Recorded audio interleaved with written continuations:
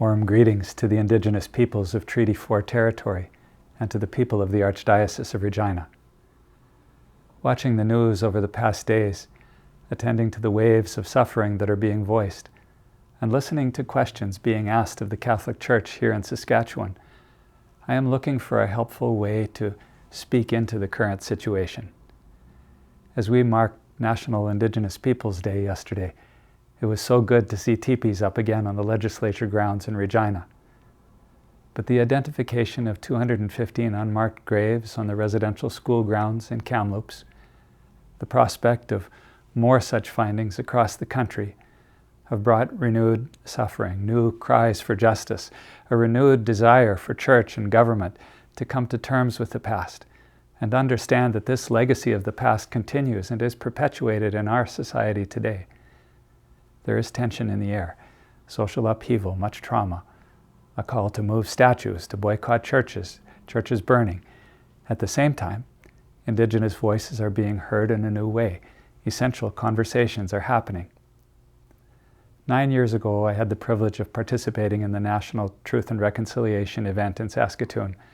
This was life-changing for me, hearing the profound suffering and many kinds of abuse experienced by so many survivors brought a deep recognition that the Church had been complicit in a system which caused deep wounds which in many cases have passed from generation to generation. Racism remains deeply embedded in our society. The TRC's final report, with its calls to action published 6 years ago, provides an action plan for working with Indigenous peoples towards a better future. I was grateful that the TRC's final report didn't dismiss the churches and religious communities that operated residential schools, but rather called us to repentance and to active engagement. The calls to action present to us Indigenous-led ways of seeking to name the truth of colonization of residential schools and to point us towards right relationships. While I was Bishop of Saskatoon, we launched a diocesan committee for truth and reconciliation, made up of Indigenous and non-Indigenous members. We worked at strengthening relations and took up the calls to action addressed to the churches. We tried many things. Some worked, some did not. The 2 Moving Forward Together collections taken in parishes in response to the Indian residential school settlement did not go particularly well. But the Committee for Truth and Reconciliation proved an effective way to listen to many different Indigenous voices and to learn to walk together. I learned the helpful saying, "Nothing about us without us." There was also work at a local level to try to invite Pope Francis to Saskatchewan to address Call to Action 58, but we came to learn that this was not the level to take up that kind of initiative. In Regina, a group of Indigenous and non-Indigenous people have been working together for several years already on the path to relationship building and reconciliation. 4 years ago, we established an Archdiocesan Commission for Truth and Reconciliation here, which sought to engage with the calls to action in 4 areas: in schools, in parishes, in formation, and in the pursuit of justice for Indigenous people. Work continued on a national level as bishops have engaged with leaders of national Indigenous organizations in preparing for a delegation to go to Rome to meet with Pope Francis. The delegation would include Indigenous leaders, survivors, elders, knowledge keepers, and youth, along with a small group of bishops. We want to create a context where Pope Francis can hear directly from First Nations, Inuit, and Métis people and to respond. Are we doing enough? There's no doubt that we're called to do better.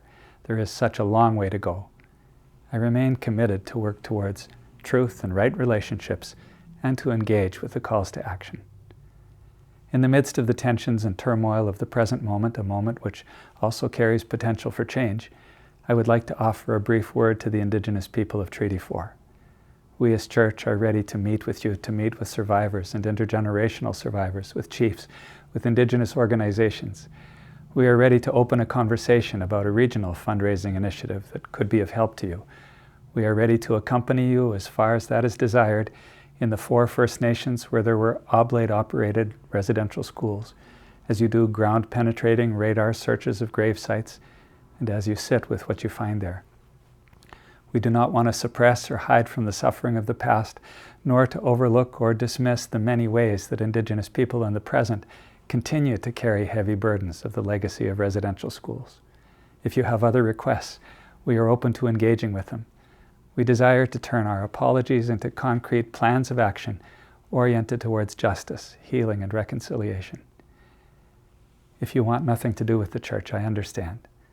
But to the extent that you want to continue to look to the calls to action, that you wish to engage with the Church, to rebuild relations, to challenge us, to engage in open and even blunt conversations, to look for allies in addressing issues of justice, to engage in discussions about Indigenous spirituality, to work towards right relations and a just society, we will do everything we can so that you will find a willing partner on all those fronts. May the Creator guide us to the truth, to right relationships, to a future where peace and justice flourish, and we can live side by side in joy.